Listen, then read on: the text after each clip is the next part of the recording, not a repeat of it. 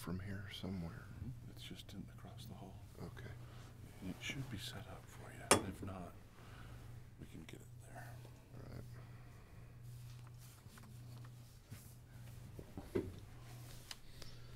right.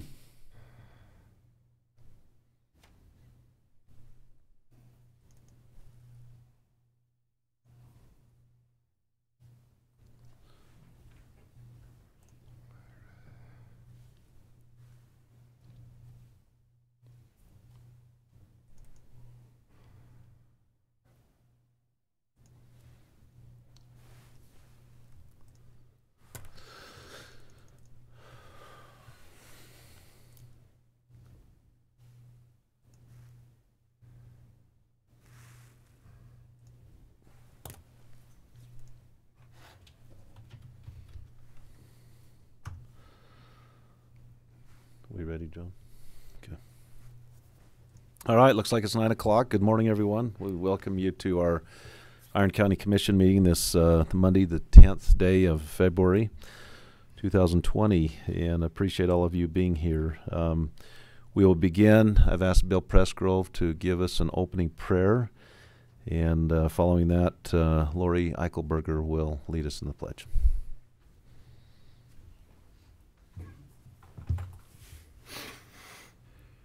Our dearest Heavenly Father, we thank Thee for the blessings that is poured out upon this part of the vineyard, for the individuals that live here and work here and rely on Thee.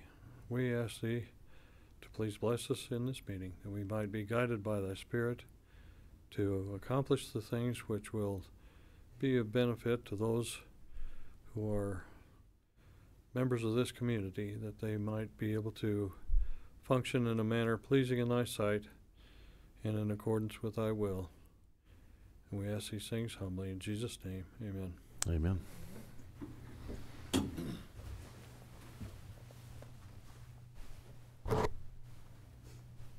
I pledge allegiance to the flag of the United States of America and to the republic for which it stands, one nation under God, indivisible, with liberty and justice for all.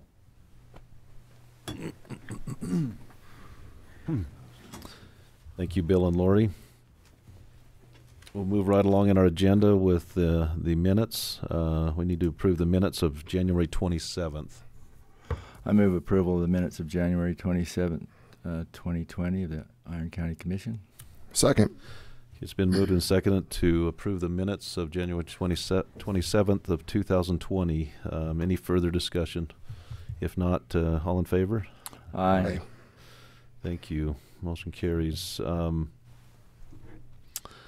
Let's see, departmental reports. It looks like Stephanie Rainey's here to fill in for Stephanie Furnival. So if you'd like to come up and give us a report, thank you very much for coming.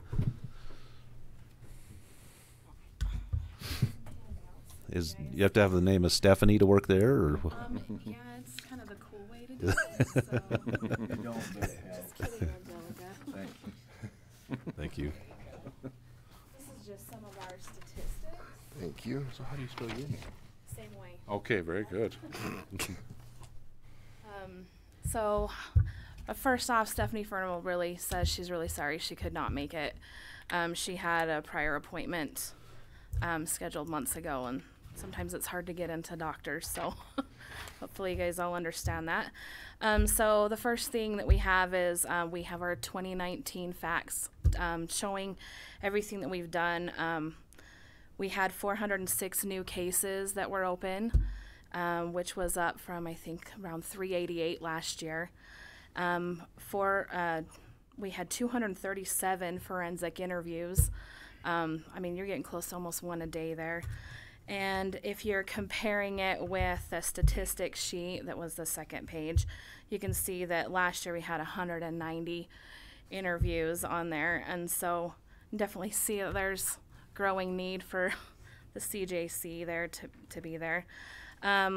Medical numbers were up, which was great, having our nurse practitioner, Jody, being hired on. We're able to see a lot more cases here in Cedar, so that was great. We also implemented yoga classes, which is now also open to any first responders and county employees that just kind of need a way to relax. So you can see Chelsea had 222 yoga classes, and 339 youth were served, which was quite a staggering number. I did kind of include also a handout from some of the employees that have been going to these classes, and it kind of discusses what the difference has made for them to go. So we really appreciate opening that up for us to be able to do that. And I won't go over the entire fact sheet, but you can just see that there's still a growing need just for what we have to deal with the abuse of the children. So we really appreciate you guys and all the support that you have. We also, with our mental health, we had 1,401 individual sessions from our two therapists between Natalie and Tori.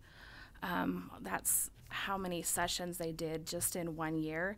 Some of those meeting them in their classes. Sometimes they either had the youth meet at the CJC and have an individual session there. And the cool thing is we are hearing back from teachers saying that they're actually seeing grades improve in these students that are struggling, and their mental focus has been a lot better. So it's great to hear that from the teachers. Some of the parents have reported back to us that it's made a huge difference in their children as well. And we're seeing more children going to therapy because they're able to go to the classes. And we're really appreciative of the teachers that let that happen as well. So is there a question on the statistics or anything? I know it's kind of a lot of information at once, and Not for me. I spend enough time there. I'm familiar. So Okay. Thank you. Thank you. I talked to Stephanie. She had mentioned they were looking for some space in Garfield in Panguitch. Yeah. Were you able to find? I They talked to. just did actually. Because Yeah. I talked to Commissioner Taylor, and they had a building over there that they weren't using a lot, and I'd asked him to look into that.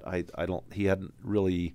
Was that the old school? No. Oh, okay. It was a metal building. They just weren't using that much, and there was some office space in there. But if you found something, that's great. Yeah, they found. So it's the old high school. Yeah. Sorry, and it currently houses South Central in it right now. They actually think the building won't be around for forever. So nobody was using it, and they actually we were able to obtain a $25,000 grant from the National Children's Alliance to help fund being able to get that space there. So it'll give them enough to start getting up and going, reaching out to the community, and just being able to serve those that are in that county, because it's the last county that we needed to be able to have. And of course, that'll be a satellite office, so Stephanie Furnival will be over that, as well as Kane and Beaver. So it definitely keeps us busy.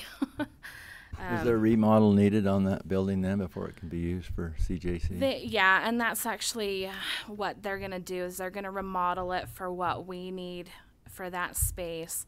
And then we'll be paying, rent for it, and that's what that grant money will be used for. And then they can start establishing their own Friends Board over there as well to start getting in donations and funding events that way. So there's a lot of support over in that area, but I also think that they don't fully understand how a CJC is, so this will be a fun new project for them. And we already do see Garfield County students in both Iron County and Beaver County, or sorry, not students, children. And we've had to split, but some people, they're like, why should I drive an hour? So now we can actually have the service right there. So we were really happy to have that. And Teresa and our Friends Board president were actually the ones that found that space. So we're really grateful for that. Very good. Any other questions? I don't think so. Well, great work. Well, Thank thank you. you. And we really appreciate everything you guys do for us. So I know it's sometimes it's not the job that you think that it's not the most exciting job, but it's definitely a needed job, and we love it. So Yep. thank you. Thank you very much. Thank you. Thanks so much. I got out of order there a little. Sorry about that. Justice Court, Lori. Good morning, Commissioners. John, do you want to pull up? Just for your information, this was the 2019 ending budget. Room to spare, so we came in under budget by a little bit. There's a line item there under jury and witness expenses that I've covered with Dan Jessen. I guess I thought Brian Barrett did a really good job as a jury. I mean, not a jury, but as a witness, and typoed. And instead of providing him with $1,850 for his jury service, tried to give him $1,800. So we found that, we've corrected that, and that will be moved and applied to last year, which will bring us in even more under budget in that year. Draft. It can still change. That's what I just. Sorry, I don't want to steal your thunder. Yes, you did. No, we're good. I had 20 up. I assume you wanted 19 there. 19, yeah. Okay. So when you get to 20, I apologize, and that's the one that I was looking at. So we were 96%. Okay. Some of that money will be returned to the 19 budget. Are we still in draft on 19 or just on 20? Using that one too. 20. Now try hitting it and see if that works. Is what January will be, but the 19 we're still putting things back in there. Perfect. Hopefully it changes. Yeah. All righty. And so for 20, we're doing good. Any questions budgetary-wise? Thought I would just cover staffing. We've struggled a little bit over the course of the last 5 months with staffing. We've had departures. What we're looking at is we've got a brand new clerk that started about 3-4 weeks ago, doing a really good job. We've got another new hire starting today that we feel real good about. And she actually came with some experience from Nevada District Court, so we're hoping that that will translate into understanding language and court culture and maybe not as much training as we need when we hire somebody with absolutely no experience. And then in 2 weeks we'll have another new hire, and then we should be back to fully staffed. Other than that, we do need to give these people some time to, to start to understand and be trained. And I'm hopeful that within the next 3 months we'll be back to, a good place, because those that are with us and that have been with us for a while, they've been working extra hard to make sure that we keep up on all the things that we're responsible to do. Moving on to, John, if you want to bring up, there's an Excel spreadsheet. It's the recap of the comparisons between 2018 and 19. Yep. It's thinking. Usually I print out not the citation comparisons. It's a justice court recap. So Oh, I apologize. There's more. It was hiding. there we go. All right. So usually I print off those justice court monthly reports, and I ran them for the year 2018 in comparison to 2019. And just wanted to show you, 2019 DUIs were up by a count of 9. We and like we knew was going to transpire because of the troopers and their work covering the safety shifts, we've got an increase in driver's license violations by 132, 1,600 moving violations increase, 800 increase in non-moving violations. Down to more serious offenses, we've got assaults. We're actually down this year. We were flat with theft. Controlled substances only up a count of 12. Domestic violence slightly up by 5. And then other miscellaneous misdemeanors and infractions up by 49. That could be your animal violations, no, actually that wouldn't be, but maybe phone harassment, that sort of thing. Anyway, what that equates to below is that the total revenue collected in 2019 was, almost 2.2, but 2.1 million. And that was an increase in revenue collected by the court of 263,000 approximately. And revenue dispersed, so that's what goes out to the state and to the other entities where we have our interlocal agreements. And 96,000 more was distributed this year because we had 849,000 in a revenue dispersed this year. And then finally, the revenue retained by the county justice court would be 1.3 million, and that was up 167,000 over 2018. Any questions? I read an article where the seems like since they did away with safety inspections, the tires, the people they're not replacing their tires as often as they should. They're they're contributing to more accidents. It was something that was interesting. That might have something to do with I don't know if these officers, when they pull them over, if they look at those things or.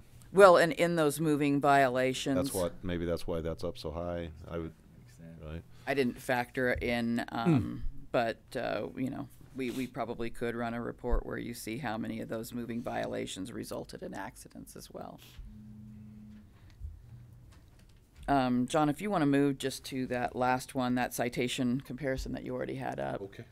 This is the one that they didn't get it to me for January yet. I've asked, I've reached out to them. But there's the final figures for 2019. And basically we were up, gosh, I want to say probably over 400. 300? I'm sorry. No, 2,000, over 2,000 citations, more filings in 19 than there were in 18. In other words, we've been dealing with short staff and increased amount of workload, which is good. And I guess from the standpoint of job security for those that are there, not necessarily good as a community. Sheriff's office went down just a little bit. Little bit. Yeah. Yep. So the court is busy. That's, I guess, the tone I want to impress upon everybody. Commissioner Cousins came by and talked to the staff, and I think that was really nice. It was beneficial, and they felt like they were able to talk to you and have a voice, and the fact that you have some suggestions, especially where the issue of traffic school was concerned. We do so many traffic schools. It's just become, we need a clerk solely for that, for those plea and abeyances that people enter into for traffic school. Anyway, any questions for me? You're good?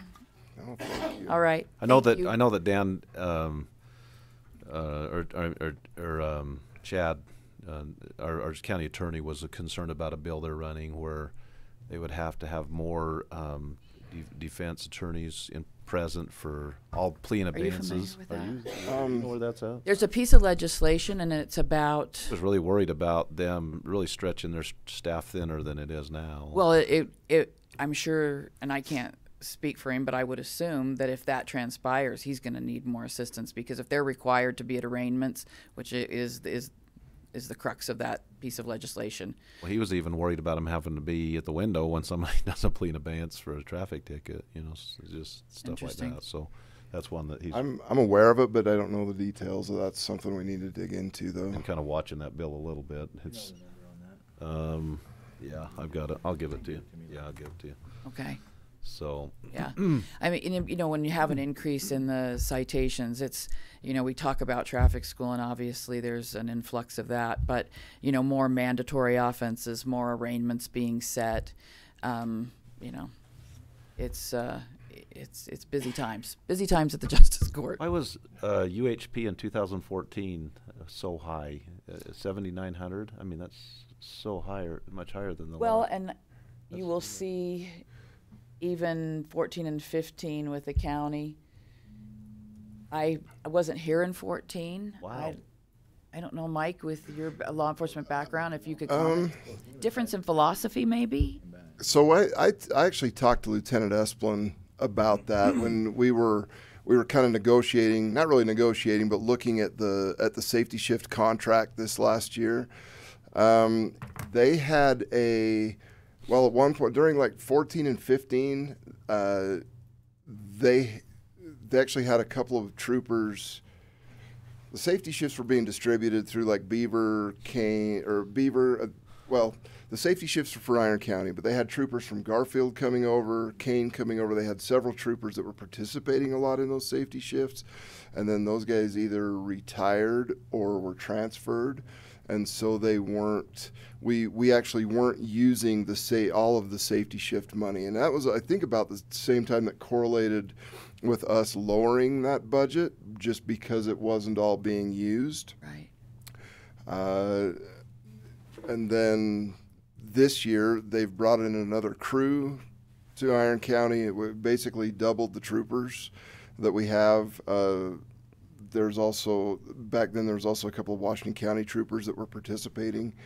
And so they're back up to full staff now, and we've reinstated their full funding for those safety shifts for the year. And so I think we saw a dip right there, mostly because of staffing issues and transfers and such. You know, it's interesting because over the course of the last few years, you know, we've had a movement with the AOC towards less paper. Less doesn't mean no paper, it just means less paper. But even with all of those changes that you thought would be saving on time, we're finding that that's not necessarily the case. We may not be keeping as many physical files at the arraignment stage. We're not building paper files anymore. We're going into court, our arraignment clerk with the judges, and working strictly from the workspace system and the core system that we use. However, everything still needs to be scanned to be put in. So at some point there is paper. So we're still shuffling and moving lots of paper. We're just not holding on to it and retaining it. And so you don't have the storage of all of that when it's all said and done. Well, and I mentioned last commission meeting that we're, taught to the IT about putting a button on the front page, which for was traffic done. School, and they're going to get to that. They did that. They did that. They already did it. Yeah. So that directs them right to the traffic school page. And the recording, have you got that done? I've got it submitted. Phone I don't know. I don't believe, because they've never ended that ticket, and I know that they've been going through their own trials with staffing and trying to get back to good levels. The other thing is, we're just trying to wrap our heads around what's the best way to move forward with that being traffic school. We might even just get to a point where not only is there a button that takes you to traffic school information, but maybe we will have a form like we do for records requests. If you're wanting to sign up, then you'll submit that in writing. Because another thing that we have is people say that they're signing up verbally over the phone. We're initiating all that work and paperwork, and then all of a sudden the fine gets paid and nothing else gets done. So maybe if they were signing up and committing and understanding what they were doing, there would be better follow through. Yeah. Thank you. Thank you, Lori. Okay. Appreciate it. Thank you. What's victim advocate? Was that she? That's Bree. Okay. I'm sorry. I'm sorry. Not really. Brady. Okay. She'll tell you. Yeah, I feel like I was just here, so I'm like, hi again, guys. So I'm Brianna Garrett. I'm from the Sheriff's Office, the Victim Advocate Coordinator over there. Thank you. So this last quarter, October through the end of December, we had 339 new clients that we worked with. We worked with 447 victims in total, so a chunk of those kind of rolled over from the quarter before. And we have worked in conjunction with the CJC. We work with all of the other victim services, mental health agencies in the county to make sure that our victims are being advocated for and getting the services that they need. So a couple of cool things that we were able to do this last quarter. We were able to help 3 families with rent. We have an emergency funds part of our budget that can pay for situations like that, where if it's a domestic violence situation, dad's the sole income and he's now out of the house or whatever, we're able to jump in and help for a super time limited basis on rent and things like that. We also had started doing call outs, so officers are able to call us directly and request that we respond to the scene. A couple of the calls that we had gotten were suicide calls. Our grant does not cover suicide because it's not a crime, it's not a victimization, but if we're able to link it to a crime, then we're able to respond. So there were a couple of suicidal and suicide completion calls that we were able to assist with, which is a service that hasn't been here before. Families have had to work with the hazmat team to clean up whatever happened. And so it was a really good thing to be able to offer to our community in that way. We're also working on some mass casualty preparation. So in the event that there is some sort of mass casualty situation, we'll be prepared to kind of help with the aftermath of that. On Friday, we were able to go and observe a active shooter drill at one of the schools with our officers. So that kind of helped us to get an insight to what they do and how we can aid after that event. These coming months, we have a lot of trainings, and I'm super excited because our grant's able to fund officers attending those trainings. So we have the Crime Victims Conference, which is a statewide conference up in Midway, and we'll be able to take 5 officers to that. And then we have a peer support officer training coming up that we're going to be able to take 5 officers to, as well as us 3 advocates are going to attend it. And then we have the CJC Symposium, which is always great, and we'll be able to send a couple officers to that so we can improve their training and help them to respond to their calls effectively. Yeah. Do y'all have any questions?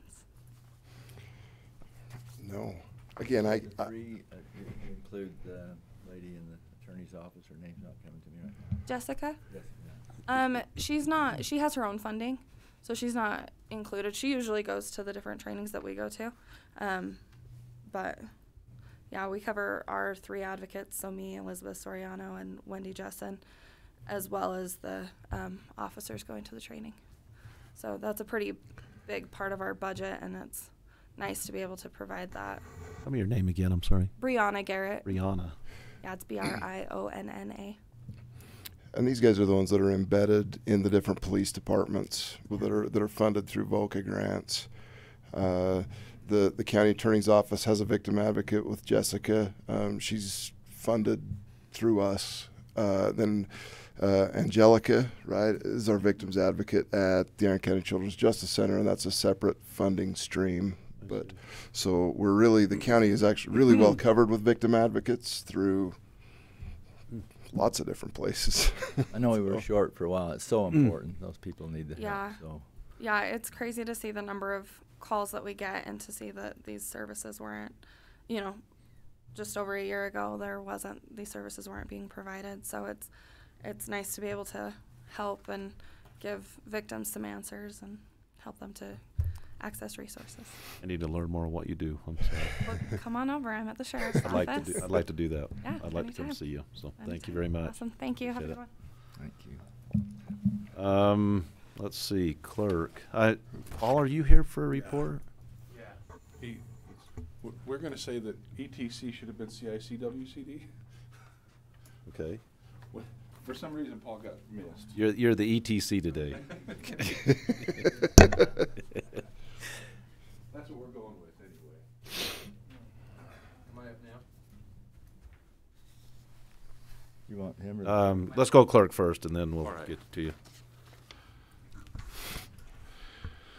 Okay, we ended in 2019 budget-wise at 99% with clerk, 91% in non-departmental, which I contribute to, and then 82% at elections. Of course, this year we haven't spent much. We will. We're gearing up for Super Tuesday. I haven't had a chance to check with my printer this morning, but the ballots should be hitting the mail starting as early as tomorrow. We will have 3 elections in 2020. For this Super Tuesday, the only early voting will be here at the courthouse, actually, just in our office, but we will have locations available in Cedar, Enoch, and at the courthouse. What the date of that is? March 3rd. Yeah, and as a reminder, you'll be able to turn in your ballot at any one of the drop boxes, any of one of the polling places until 8 p.m. on election night. But if you're going to mail it, it has to be postmarked by the day before, which in this case would be March 2nd. So, and if you're pushing it that much, I would suggest maybe just put it in a drop box. But if you're going to put it in the mail, make sure you get a hand stamp, and they'll do it for you, a hand stamp that shows March 2nd, so that I can count your ballot. I don't have a lot more to report on. My staff is all doing well. I'm really grateful for their hard work. It's been kind of a crazy year already, and we're gonna probably get crazier as we go with 3 elections, and everybody kind of tuned in. A lot of voter registrations, a lot of because this was a presidential preference election. A lot of we had to send we sent mailers out to unaffiliated voters to let them know what their options were on receiving a ballot. John, when they register online, register to vote, does it go right into the system, or do you have to do something else? We have to review them. I mean, it's good that we have that online, but there'll be times when a person will register 18 times in a day, and so we have to make sure that we kind of be the human eyes that look. Yeah. Vote often. And just to inject a little bit of sanity into that. Sometimes, because people get nervous, or they weren't sure if it went through or whatever. And I will say kudos to the state. They've continued to improve that process, and to where you have a little bit higher degree of confidence as you're going through it. But and to address some of the concerns that sometimes come up on social media and other places, we get very faithful reports from the Department of Health on death certificates. We don't have dead people that vote. We also get updates to the driver's license department. We participate in what's called the National Change of Address database. When you move, you should update your voter registration. Not everyone does, but we will often catch that you've moved and send you a little letter saying, "Hey, did you move? And please respond," and try to keep the voter rolls clean. It's been a few years since we've had a chance to really talk about this, but since we're vote by mail, one of the things that vote by mail does is it really forces the voter rolls to be very clean, because if you're registered where you don't live, the ballot doesn't make it to you. You can't forward ballots by law. Anyway, that was kind of an aside. Any questions for me? So when somebody does a change of address at the post office, you cannot forward a ballot? They can. Well, when we you say can. forward. Yeah, that's why we go through the efforts to get their voter registration updated. But once we mail out a ballot, it's not a forwardable piece of mail. Now, if we find out about it, we'll actually send a replacement ballot to the new address. I see. So, I mean, we make great efforts, especially over the next few weeks, as people realize that they didn't get a ballot or whatever, and call in and figure it out. Then, as soon as we're aware, then we will make sure that they get a ballot. So I read where Utah County you can now get a marriage license online. Is that something that's going to be? I have no intention of doing that. There are several things that worry me about that. Part of which is that if you come, when you come for a marriage license, it's important that you both be there. And it's not like we have the right to refuse, but there are some laws that are in place in terms of protecting young people, and sometimes, and whether or not it's appropriate, but I've looked across the counter at what looks like a very young bride and have asked, "Hey, are you doing this of your own free will?" And maybe I'll get thrown in jail for that, but I think it's important to have that, be able to look them in the eye. I think it's important to make your appearance before the county clerk. I mean, even when it comes to weddings that I performed in the jail, we will get halfway through the process with one spouse, and then go to the jail, and in person we'll finish that part of the process and then perform the wedding. I have no intention of doing that during my term here at Iron County. I think there's a few things that worry me a little bit too much about it. Okay. Very good. Just curious. All right. ETC, CCIC, WCD. Oh, you got that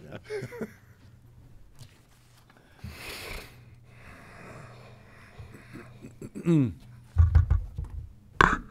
Paul Monroe, how you doing? Thank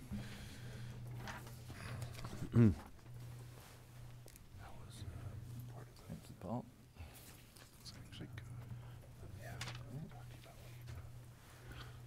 We've been hit and miss. Too many of one of them. They have a huge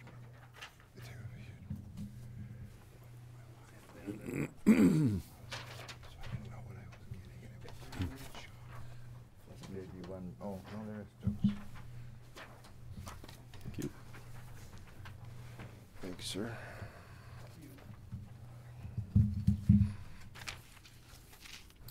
Thanks, Commissioners, and thanks for allowing me to give my update. Did you need to put anything on the screen? I just emailed you, just barely, just for the reference of people that are here in case they wanted to see the same things that I handed out to the Commissioners. But just to start, the things that I handed out are a couple of projects that we've been working on. They're involved with a couple of grants. Last year,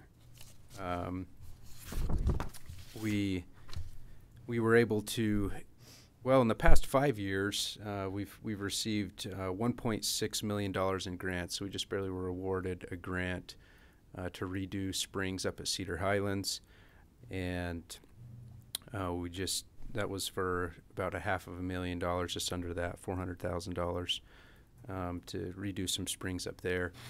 And we received $250,000 grant from the legislature last year to go towards our environmental impact statement. That's what we're working on for our West Desert project, bringing water in out of Pine Valley.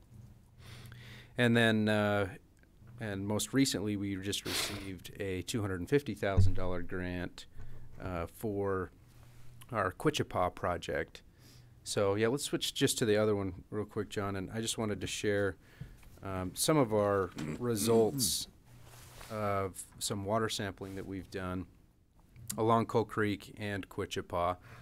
So it should be the Word document. But the top chart that I show there is total dissolved solids in Coal Creek. So your total dissolved solids are a pretty good indicator of what quality of water you have.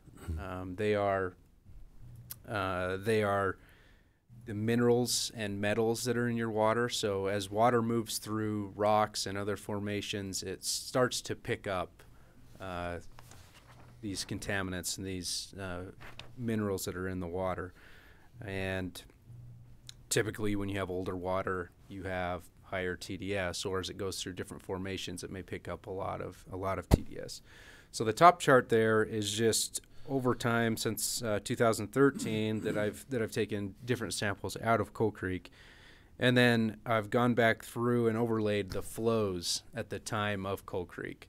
So you can see the peak, the first peak in orange there was a flash flood on July 19th, and the TDS was 940, and the flow of the stream was just about 400 CFS. So it's in cubic feet per second is on the orange. So you can see there's some type of correlation between I guess my hypothesis is that when we have those really muddy flash floods out of Cedar Breaks, you've got not only is it mud-ridden and nasty, mucky water to deal with, it's also high TDS or poor water quality.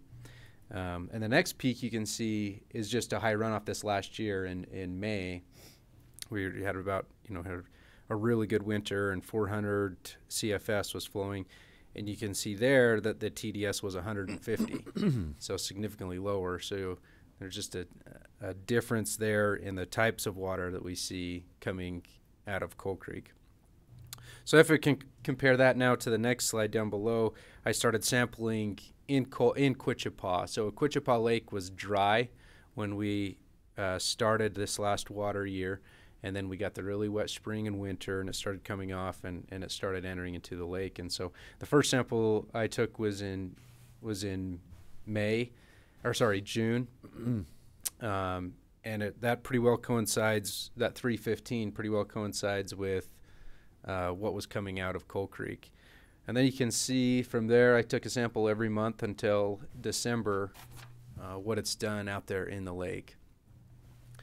And then if you compare that, if you can just zoom out a little bit on that, John, and compare both the north and the south charts, those two bottom ones there. These samples were taken at the exact same day, and you can see on the south end of Wichita, it's nearly double in every instance. So there's a dike that goes across Wichita, and you can see that on the south side of Wichita, which is the opposite side of where the inlet is, it was nearly double. But we'll note that probably after June, there was no water that made it into Wichita. And so you can see for the last 4 or 5 months there, the increase in TDS is likely attributed to just that water sitting and mixing and stirring. So after looking at this, we felt like we had a good opportunity to maybe harness the water on the north end of Wichita. And what we want to do is build a dike across there and pump that up to some agricultural users using our existing infrastructure that we have in place to pump up to our recharge. We'll use those same pumps, and we've already are currently installing the line up to the Jones's property. He's got 2 pivots there to test this out this spring and see if we can't use that water there. Yeah, do you have a question? So would you just have a spillway to the south body, so nothing would go over there until it was so the north one was always the fullest, and you didn't lose any water that way if possible? Right, yeah. So what we would do, we would use our existing diversion structure that's out there and divert the water to the north and build the dike on the north side of where the current inlet is to the lake. Mm-hmm. So if we had any bad water, any water we didn't want to use, we could kick that obviously through the large flood channel to the south and fill up the lake, and then we would be able to fill up the north end through our existing canal. We'd put another diversion in that canal that would go and fill that north end of the lake, and we'd be able to separate the 2 waters that way. So with that large flood channel, we think that would solve the issues of when we have those big flash floods, bring down that mud, we can just let down the gate and send the water to that south end and keep those waters separated. So anyway, that's we received, it was an ag optimization grant, ag water optimization grant from the ag bill that was passed last year. It was a $3 million bill, and we put in this as one that we could potentially do here as well as replicate. They wanted to see where it could be replicated, and so we said that Parowan would probably likely be an area where we could do the same thing there in Little Salt Lake, as well as maybe up in the Pavement basins and some of those others that are closed basins and water's coming in and maybe going to waste. We could pump that to some farms and idle their groundwater wells. Does ag have pivots close to Little Salt Lake? There's some. Are they close? Close. Yeah. So anyway, we're excited about that project. Maybe some that you might hear about. I thought that I would mention it here. And the other one that I have there that you may hear from some folks is down in Shawnee Cliffs. They've got some really poor water quality. You're looking at these levels here of TDS levels, 1,000 on the north end and 2,000 on the south end of TDS. The well that they drink out of in Shawnee is 1,600 TDS, and the EPA max level is 500. So they're almost 3 times above that. Now, I will mention that is a secondary limit. It's not one where if they were to drink it or consume it, it would harm them. It's just a secondary limit that's just basically saying, yeah, this is not the best water, but Getting a lot of mineral supplements in that water. that's right. It tastes really good. I don't have to drink it. You just chew it.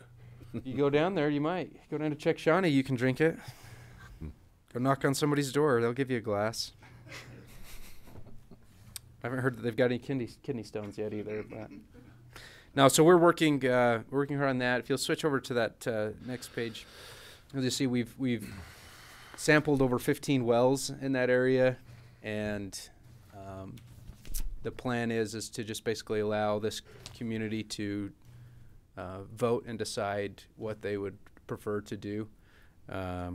And so we're going through the process to develop an assessment area out there for them. And we've got a couple of proposals for them.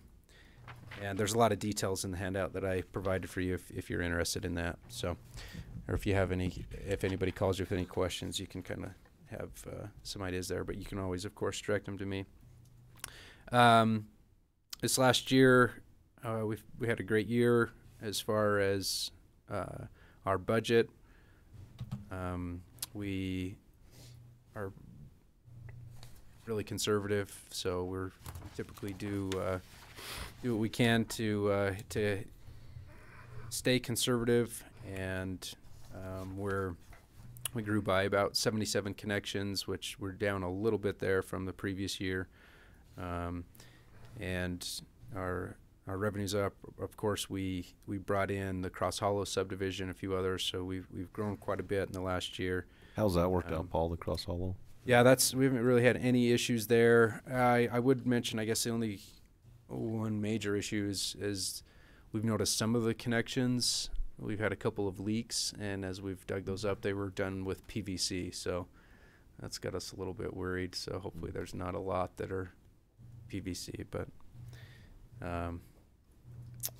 aside from that, the other key focus, of course, is importing water from the West Desert, or I wouldn't say importing, or I would say, yeah, the key focus is to making sure that project is ready to go and the community is.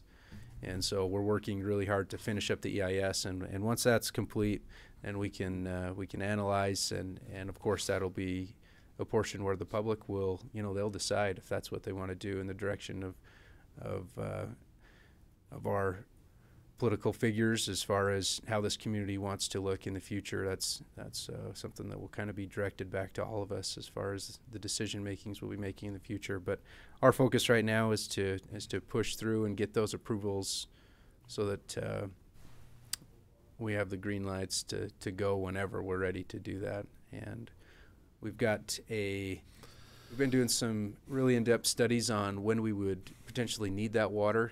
And we've looked at all avenues of other water availabilities, conservation, recharge, at all levels. And Carollo Engineering was a consultant that was working on this, and they will be presenting at both the city councils in Enoch and Cedar City next Wednesday, as well as our district board meeting that following Thursday. So they'll be discussing that report, and what it looks like as far as when the demand would be for that. But right now I can just tell you that really the kind of cutoff deadline is 2045, 2050. Right in there is when some really tough, it's really when we need that water by. So then the decision is when do you start working to get that water here? Do you wait till the 11th hour and try and bring it in and have shortages, or do you start beforehand? So is that based on growth, residential growth? Yeah. Yep. Rate. Yep. Present rate. Yeah. It's based off of growth rates that were supplied by the cities. So what they took the governor's office and managed budgets, growth rates, and then they also have their own revisions of how they foresee of what kind of growth planning they would want to do. So we worked closely with both Cedar City and Enoch City on this whole project. So Paul, as you bring that water in, say you have excess, say your solar pumps are pumping it and you have excess water, can you direct inject into wells to augment our aquifer in this Yeah. in the valley? Yeah, the water quality is over there is clean enough that we could do that. What's the TDS over there that you've tested? Anywhere from like 3 to 500. That's pretty good. There's ranges. We've drawn quite a bit of wells out there, but yeah, it's pretty good. So, yep. The EPA, the only thing that they require is that you do not increase any levels of TDS if you're going to inject it. So it's got to be better or equal to inject it. But it looks like we should be able to do that. Okay. So, any other questions? Just out of curiosity, how many residential hookups is the Conservancy District servicing now? I know we're over 1,100. I'm not exactly sure of the number. Pretty extensive. What does Parowan have? Well, there's a little over 3,000 people here. I'm not sure how many hookups. Probably Maybe similar. 700 or 800. Okay.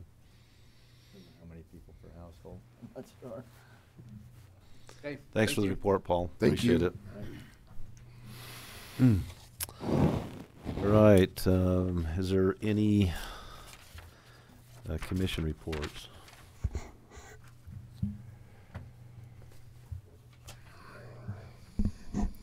I don't really have anything today specifically. I've got a few things working on.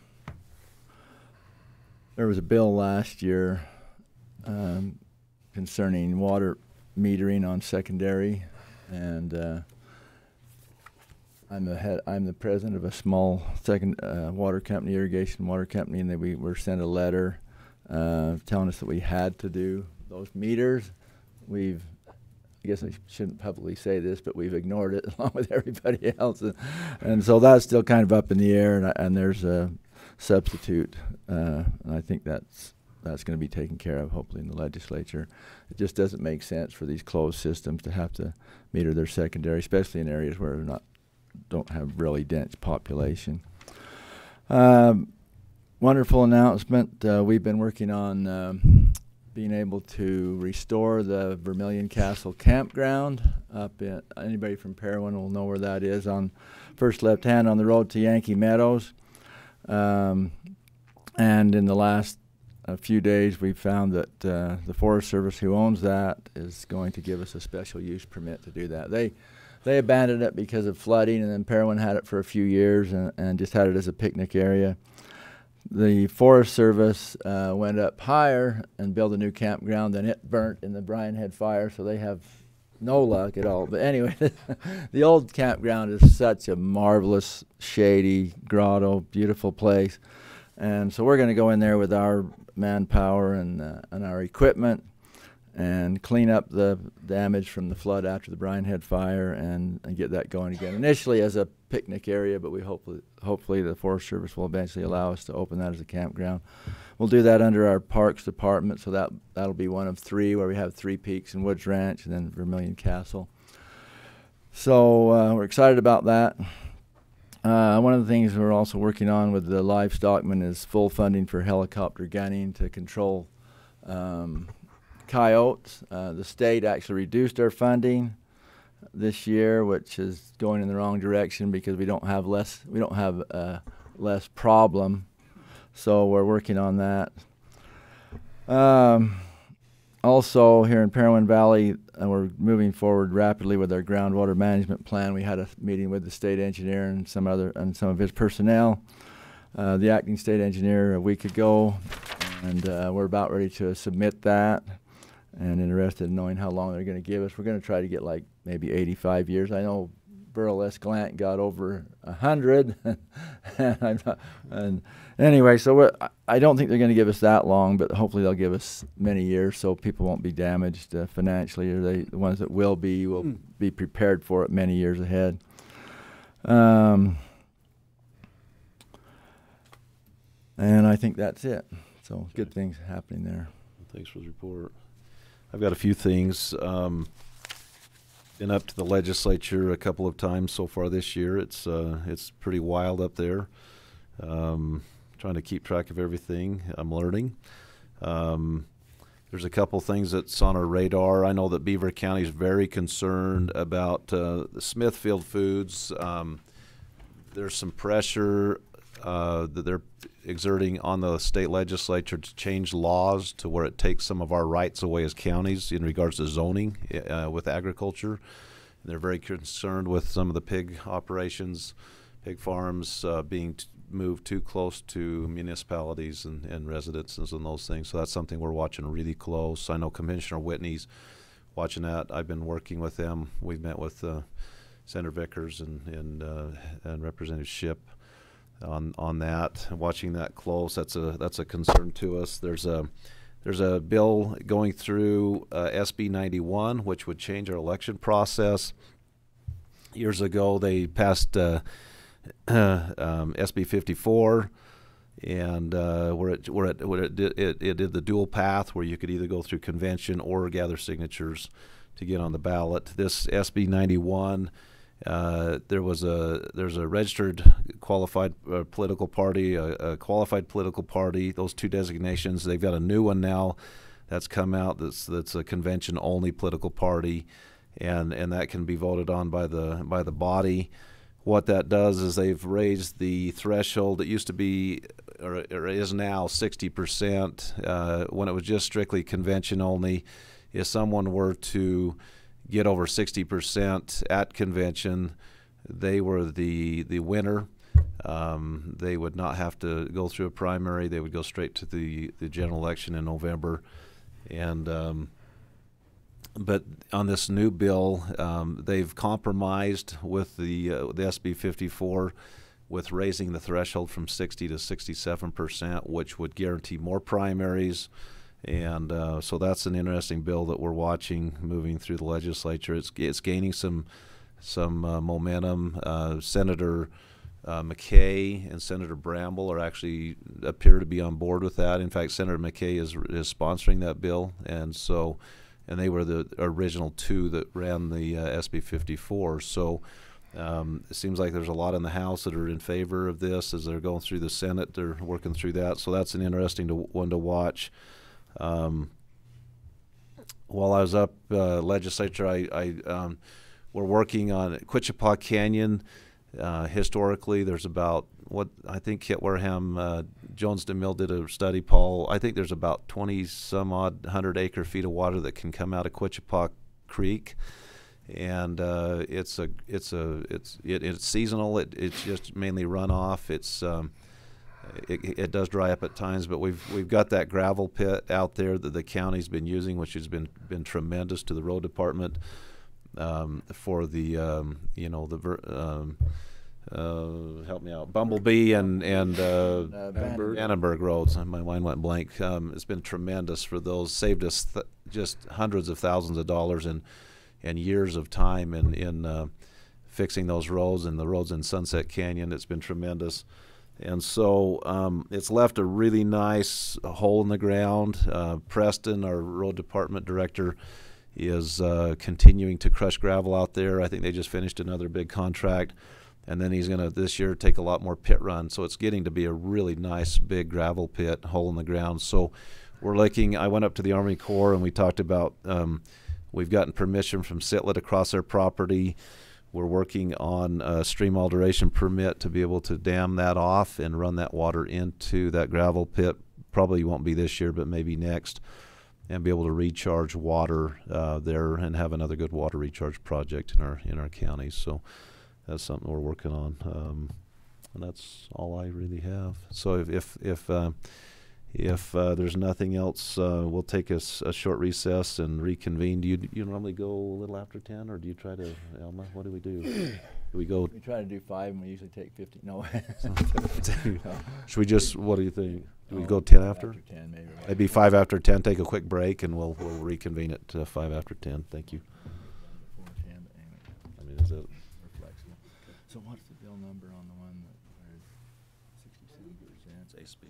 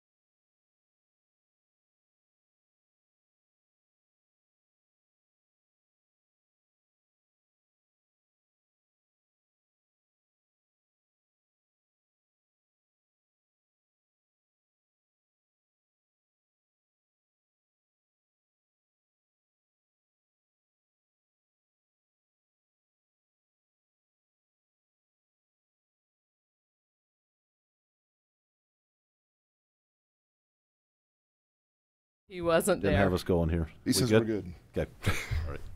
So this journey has been kind of crazy. I'm excited about it. I had a little experience the other day. I got thrown into a big speech that I wasn't very comfortable about, and I'm not very comfortable about public speaking. I'm not a politician. I've worked in the private sector for 40 years in the meat business. Matt and I have run my husband and I have run a cattle ranch in western Iron County. We raised our kids, 3 kids. We've got 6 grandkids and 2 great-grandkids. And they're the love of our life. But when I got thrown into the big speech the other day, I got psyched out. They told me, oh, you get to speak. And I'm like, okay. So then they cut it down to 3 minutes. Then they cut it down to 2 minutes. So when I got up, I didn't tell my name and what I was running for. I got so nervous. Well, I have to say that I woke up in the middle of the night that night after that, and I thought, it's not about me. It's about the people in the county. That's the important part, is it's the people in the county that I'll want to represent and help. So we've worked a lot in the county, a lot of different organizations. We've put on rodeos. We've been involved in big, a lot of different things. I understand it's a lot of budget. In running a small business in Cedar also, it's we have to have budgets. Our home budget, Matt's always, been involved with so many things that it's hard to, not do your own budget too. I get it that there's a lot more zeros, but I'm excited about running, and I'd appreciate all of your support. Thank you. I just have a quick question. I've kind of have a twofold question, and you better get used to this one, because you're going to hear it over and over and over again. What prompted you to run in the first place, and what do you see the top needs for Iron County that you'd like to address? I guarantee that's not the first time you'll hear I that. know it. It is not. Get conditioned. So my concerns, I see the growth. I see the things that are going on. My concern was really the reason why I felt like I wanted to jump in. I've been retired for 5 years. After you've worked so hard, and even though we still work in our business and that, it's different than working, with people every day. And I've really missed that. I think I would love to be involved with people. I love people. And that's more of the reason. My concern for growth, and we've dealt a lot with public lands, with water issues, with private property issues, and I really think that I can bring something too, with that, because of my abilities, my experiences. Yeah, I have never worked in government, but like our president, which I support wholeheartedly, that's what he has drawn from, and I think he's doing a really good job. So, yeah. Any other questions? Thank you. Oh, thank you. I appreciate the time. Anyone else? Tom. Fine, thank you. Good morning, Commissioners. Morning. I don't have very much to say. You all know why I'm here. I'm here about the roads, of course. I took a sabbatical because of family issues and everything. I'm a real conservative person. So these 3 roads, I talked to Commissioner Alma Adams, and we had a secret meeting. At least I believe it was secret. What do you think, Mr. Alma? We had it over at the sheriff's office. John. Everybody was there except for the other 2 commissioners. But everyone else was, starting from our county engineer. And he always says, hey, these roads are not county roads. He told me my road wasn't county roads for 3 times. 3 times our engineer said our roads were not county. I don't trust him, and I wish he was here. I've told him that before. These roads are county roads. I used to work for a paving company. In the past, I gave all the commissioners all the information on this, and they didn't act. These roads have been neglected by Iron County for 48 years. They have paid their taxes and being very conservative, $350 million for 48 years. Not one county vehicle on that road except for the garbage trucks. And they pay for the garbage. You know, these roads are so messed up that they're tearing our equipment up. The brand new garbage truck 2 years ago, roughly, we received brand new stuff. It wasn't a month later that there were cracks on the metal from those trucks going over bad roads. But I'm just concerned about these 3 roads. I pay taxes. They pay taxes for 48 years, been neglected by the county. This secret meeting, we talked with everybody, all the way, Preston. Everybody was there. Paul came in last, and he didn't have anything to do. But I think that these roads aren't county roads, so you don't mind if I take a backhoe and go across, do a lateral cut. There isn't anything there. It's all down to base, the very beginning base. Everything else is, I don't know. It's all on the side, on the easements, and 48 years. $350 million, Mr. Alma. Mr. Hale, and I'm sorry, we didn't, I just said hi, Tom, when you came up. Yes. So this is Tom Hale. He didn't get a chance to give. Oh, I'm sorry. And we don't necessarily respond because it's your time to talk, but because you said you don't trust our county engineer, I do. Yeah. I'm sure he said that they're not county maintained roads, maintained being the operative word. Well, it wouldn't be anything different, but it is maintained by county now. After I raised some hell, you know, my roads were county roads. The Ortons had to put county roads in because of the county. The county wouldn't let them put it in or sell their property unless they put county roads in.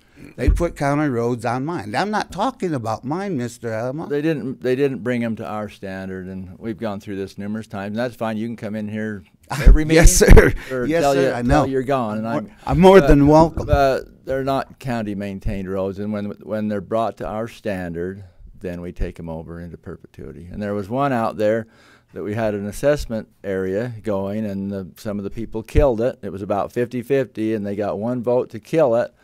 I understand there's some new people moved in, and they're dedicated It's full. to getting that done. Everybody's moving in. So I think that'll be done, but the citizens have to bring it up to our standard. I'm a citizen. And we take it over. And you can't bring it up to standards, Mr. Elma. The county has neglected it. And you expect poor people that can hardly, you know, it's just ridiculous. It's really ridiculous. The county did not consume that subdivision 48 years ago.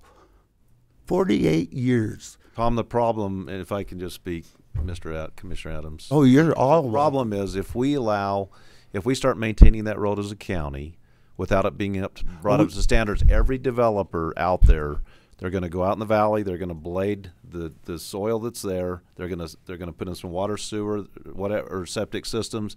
They're going to sell lots to, people, and it's going to shift the expenses of the improvements they should have done to the current tax base, and that's not right. That's the issue. So when these developments were done in the beginning, they weren't done properly. They just went out there, bladed a road in the existing soil, where they didn't bring them up to code or our code and our specifications, and that's the issue. So we can't go down that road, or it wouldn't be fair to the existing taxpayers because it would be a tax shift to them. Oh, I understand, about the developments not being developed. I found sewers out by the sewer plant, out to the left. It's just funny. But I'm here talking about 5,900, 5,800, 5,600, 5,700. As Commissioner Adams said, there's some new people. They've contacted me, and there's some new people out there that are excited to get this done. You as a neighborhood can get together and go to each person that's a residence on that to 5,900 and bring it back in, and if there's enough votes, we can do it. Enough votes for what? To bring it up For to the county to do it? To do the assessment area, and we help with we help with it. They don't have any money, Elma. Okay. Well, you know, the road was put in for county. It was put in as the specs, the ones that I gave to each one of you commissioners, how roads are built. Now, I'm telling you, I could take a backhoe and do a lateral cut and show you that it was built to county standards at that time. I'm saying that the county is negligent. You weren't negligent, Mr. Adams. You weren't here. We're talking about all our forefathers. I was around 48 years ago, but I wasn't on the county commission. No. I'm just keeping you, you know, kind of, you know, your picture. If you look at your picture, you know, you're 20 years young. That's not quite that young. Oh, but it's younger. No. It's definitely taken a I few did years have ago. I had lasers. Yeah, keep looking at that. Yeah, Not me, laser, it looks you know. better, yeah. Well, So you know, I good. don't look at that one. I look at them everywhere. Anyway, we Hey, appreciate yeah. we appreciate and we absolutely would die for your right to come in here and protest. But we've told you the truth. We've told you how it is. And I'm here for the people. I will not stop. You know, this is for the people of Iron County. Mm-hmm. Yeah. I was conservative on saying $350 million. $350 million. Yeah. And the county can't even put a little bit of money, maybe $250,000 for dirt and rock. That's about all I have to say. Okay. Thank you. Thank you very Thank much. you. Appreciate it. Any others? Bill? If you can state your name for the record, please. My name is William Pressgrove, and my 3 minutes is going to be devoted to a philosophical exercise. You know, every entity, whether it's an individual or whether it's a county or whatever, wants to climb the ladder of success. And some of them do a very good job of getting near to the top. Others get near to the top and realize that the ladder's leaning against the wrong wall. I've got a little excerpt here from Stephen Covey. It says, management is doing things right. Leadership is doing the right things. Management is efficiency in climbing the ladder of success. Leadership determines whether the ladder is leaning against the right wall. You can quickly grasp the important difference between the two if you envision a group of producers cutting their way through a jungle with machetes. They are the producers, the problem solvers. They cut through the undergrowth, clear it out. The manager is behind them, sharpening their machetes, writing policy and procedure manuals, holding muscle development programs, bringing in improvement technologies and setting up working schedules and compensation programs for the machete wielders. The leader, and that's what the commission is the one that climbs the tallest tree, surveys the entire situation and yells, "Wrong jungle!" But how the busy, efficient producers and managers often respond, "Shut up, we're making progress." I'd like to apply this kind of to the fact that the table of uses and the zoning laws that you have are the ladder leaning against the wrong wall. You're the leadership. You're the ones that are supposed to protect the rights of the citizens, and instead you throttle the citizens in their rights by the table of uses, which curtails their agency instead of giving them full access to that agency. It also brings the responsibility onto your shoulders when you cut their responsibility to take it away from them. It becomes your responsibility.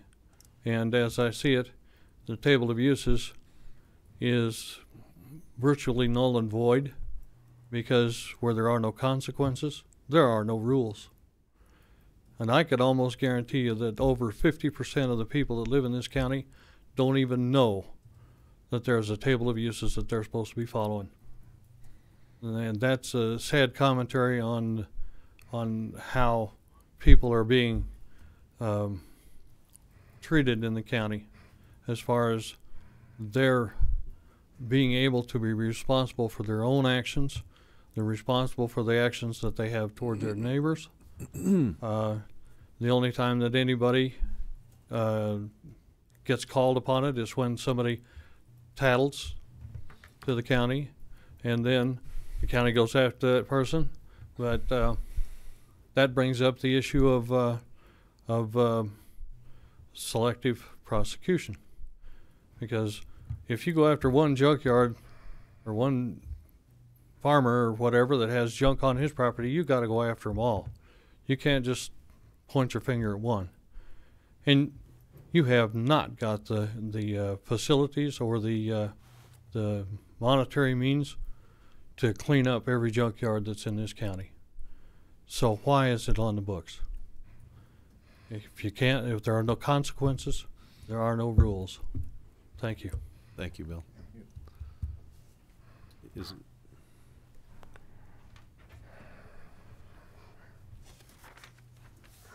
Cindy Bullock. I'm just reaching out in contrast to what you said about that, what they call the pig bill. I have seen the protected copy. If you haven't, I will get permission to share it, but at this point I do not have that permission. I would just urge you to please try to work through a compromise or a decision. Both the Farm Bureau and the Cattlemen's Association are supporting that idea. I mean, the bill isn't there to say whether they're supporting it or not, but you three gentlemen, yes, I understand. None of us want to be told what to do. We don't want the federal government telling us what to do. We don't want the state telling us what to do. But this was in reaction to a change in some, I mean, I could tell you, you probably know the whole story, but the pig farm was originally supposed to be a farrowing barn, I believe, and then they switched it. Feeder hogs, and they switched it to farrowing. But, and I know there's a part of the scenario out there is it's all China. Well, it is not China. That's like saying we're not going to do anything for the franchisee of Wendy's because it's owned by China. And my concern is, I mean, I personally, my son-in-law and daughter have a pig farm, not in this county, but once we open that door, then it just makes me concerned as an agriculture producer. If we make these rules that are not written, or we don't abide by our own rules as far as zoning, then right now they're saying swine, but who's to say it's not going to be turkeys? And then who's to say it's not going to be feedlots? And who's to say it's not going to be dairies? And next thing I know, my farm out west of Cedar City that's right in the annexation, you're going to say, well, you can't have animals out there. So please, please, please try to work through something on this. We don't want the state government telling us what to do, I understand, but it is a reaction to some zoning that maybe doesn't, I mean, I don't know, is 10 miles reasonable for a hog operation? I don't know, but we need to that's just my urge, is to please try to work through it. I understand Mark Whitney is very much against it. I'm not saying I'm for it or against it, because the bill that came out is better than what either side was saying, but because you have Farm Bureau and Cattlemen's Association in support of it, it it will get some traction. So please try to work through it with the state representatives. And if that's made available, I'd love to see I have a protected bill. I will ask for permission to forward last time that. I was up there, they said they didn't have anything out. I got it Thursday or Friday. Okay. Thank you. Be great. Thank you. Any other comments? Okay, we'll move forward with our agenda. Item number 2, Ordinance 2020-1 regarding the discharge of firearms and updating Iron County Code 9.08.1 or .010. You want to talk about that, I can John? speak to that. There was a gentleman that got up last time, and I can't remember his name. His name is Clyde Bohlke. Clyde Bohlke. Bohlke. And he had mentioned that in his review of the Iron County Code, Iron County simply said that you can't discharge within 600 feet of a structure. It didn't address self-defense, and it didn't address permission of the landowner. Excuse me.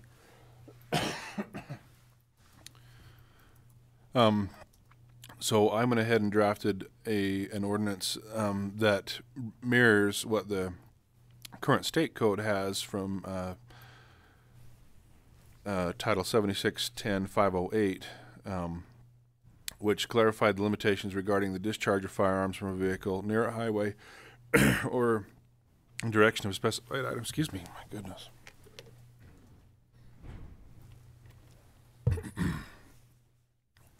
Including penalties. And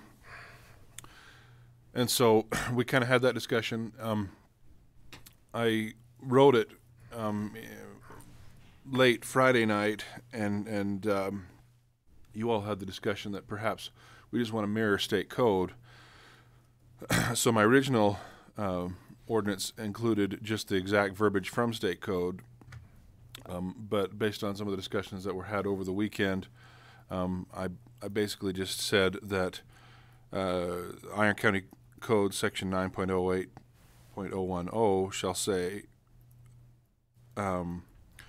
titled Firing or Discharging of Firearms, and all it says is Iron County shall be subject to Utah Code annotated Section 76-10-5 inclusive, which is one step up in the code, but that entire section covers not only the discharge of weapons, but self-defense, permission from property owners.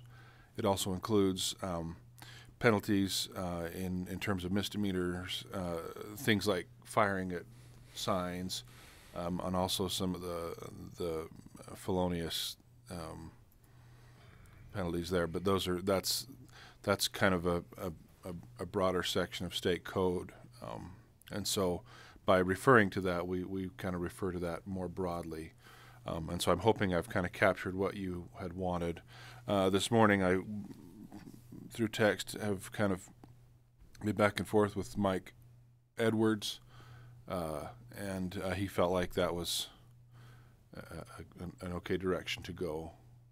So basically, this latest version of the ordinance is much shorter than the first version, and it just refers to that section of state code that we say we will be subject to. I reached out to a respected gun enthusiast in our county that I trust a lot and asked him about this issue, and I thought it was a really good point. He just said, Paul, if we just basically say, like you've done, John, if we just mirror state code, then every time the state code changes a little bit, we don't have to change our ordinance, you know. I know Commissioner Blake had a little bit of something he may want to talk about too, but in regards to adding maybe a little bit of our own language to that, but I thought that made sense, just to keep it simple, so every time the state code law changes a little bit, we don't have to come back and revisit it every time. So. I guess you referred to. Do you have something? Well, and this is kind of a separate issue, but it does dovetail into that. I have a concern, and I follow a lot of law enforcement pages and publications and things like that concerning the the trend of mass shootings that we have, unfortunately, in our country.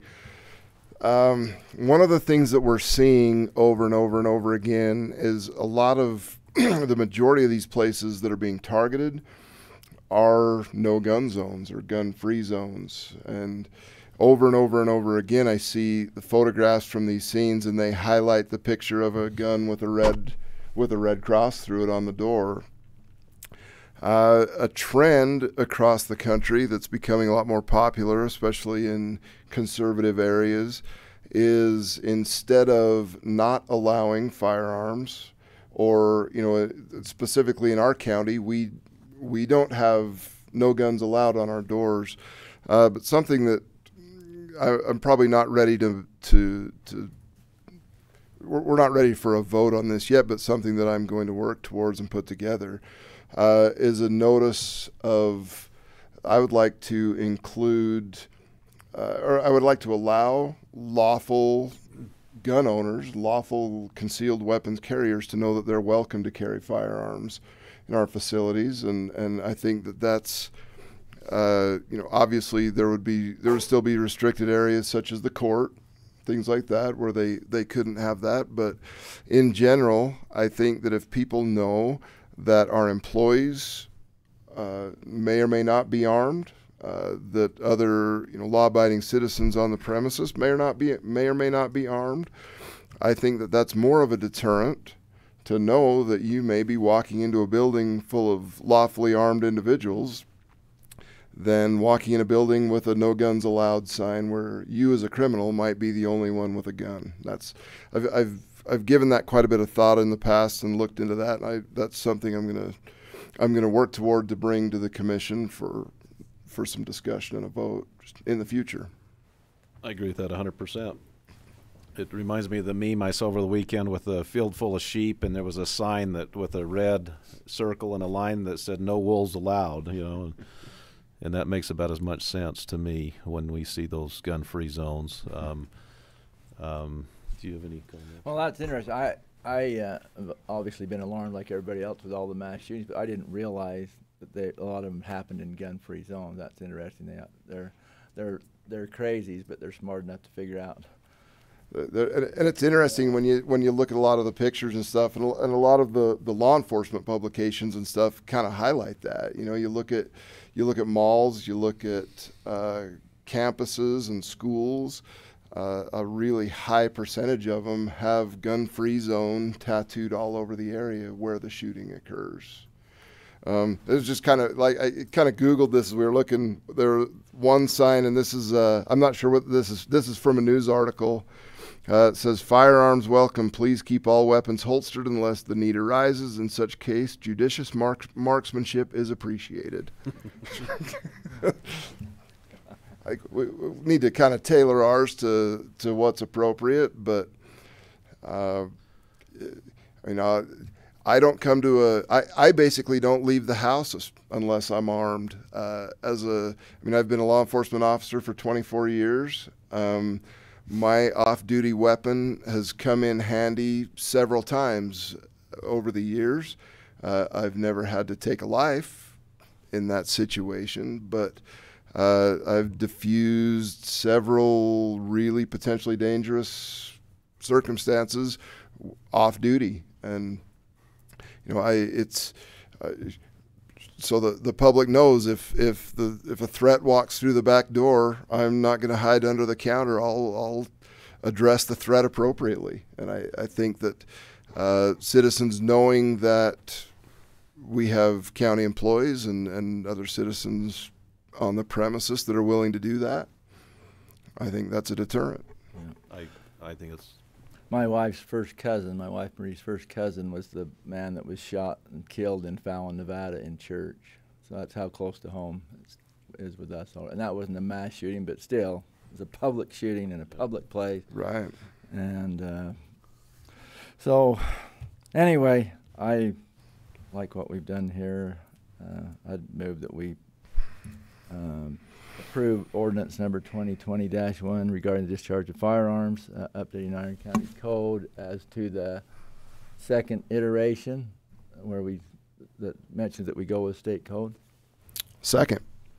It's been moved and seconded to approve ordinance 2020-1 regarding the discharge of firearms, updating Iron County Code 9.08.010 to basically mirror state code. So if state code ever changes, we don't have to revisit this every time, and just maybe add to that that we're going to look further into some of the suggestions that Commissioner Blake has, and I would support that 100%. All in favor? Aye. Aye. Motion carries. I want to just, if it's appropriate, I want to take just a real quick second when we're talking about firearms. There's been a real movement, seems like nationwide, as you see the issues with Second Amendment rights being trampled on in Virginia. Seems like there's a real movement and totally justified to create sanctuary counties, cities, and so forth. I've had some people, I know Commissioner Blake mentioned, I don't know if you've had any, Commissioner Adams, but I've had some people approach me and ask about that in Iron County. I've talked to some trusted individuals that I know. I've talked to Sheriff Carpenter. I've talked to some sheriffs at the legislature and got their opinions. And I'd be open to some debate or some discussion on this, but in my mind, as I've researched this, and one individual I talked to, whom I trust a great deal, as well as Sheriff Carpenter, I appreciated his comments.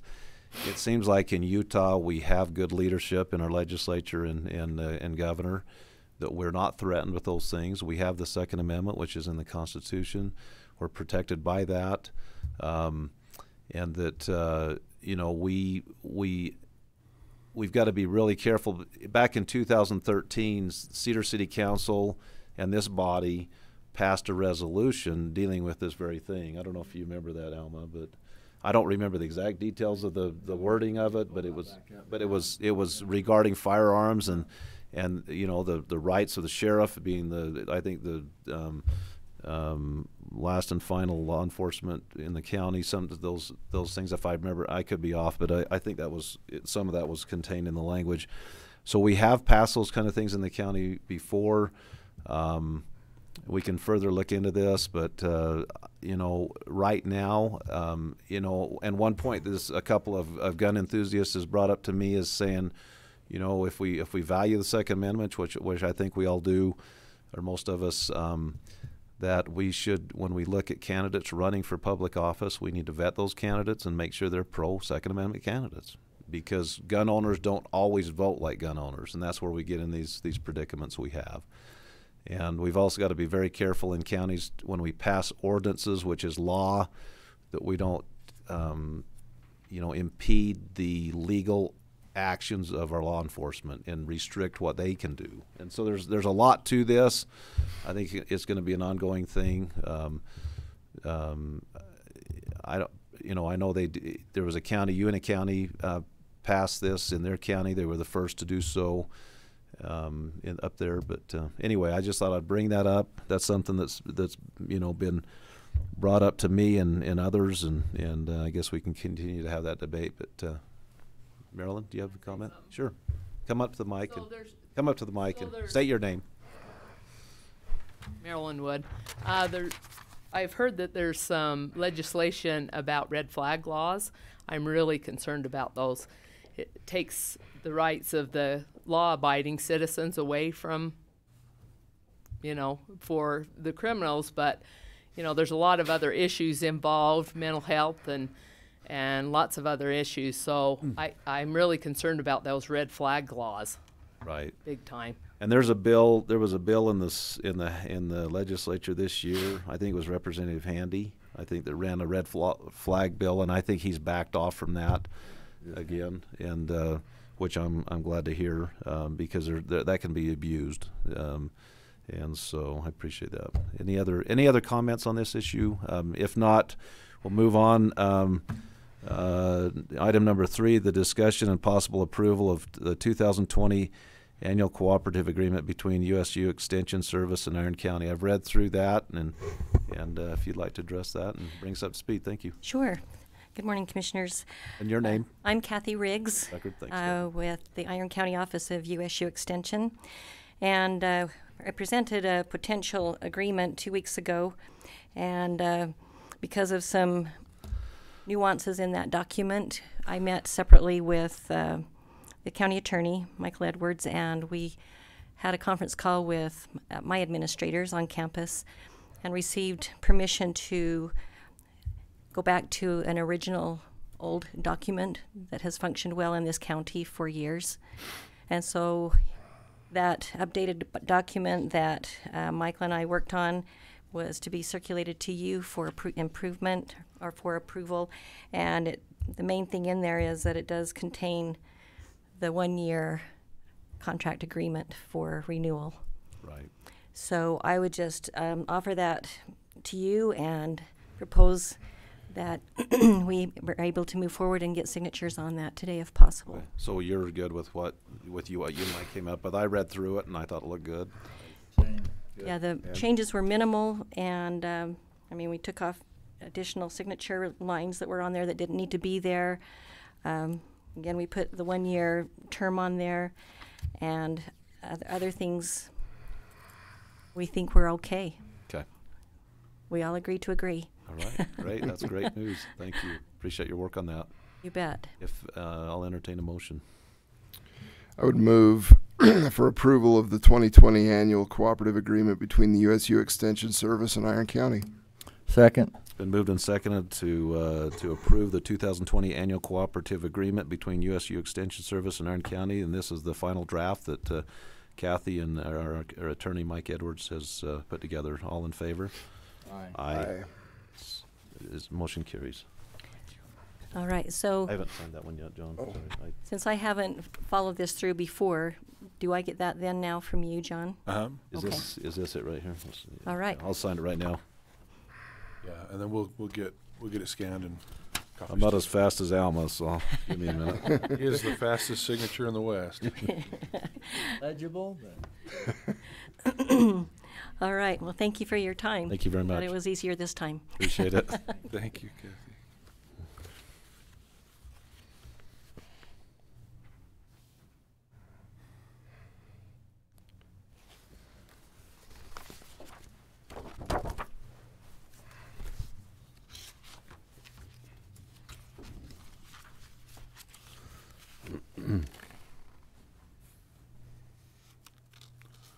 It looks like that'll need to be signed by Kenneth White eventually. Okay. Thank you. All right. Yeah.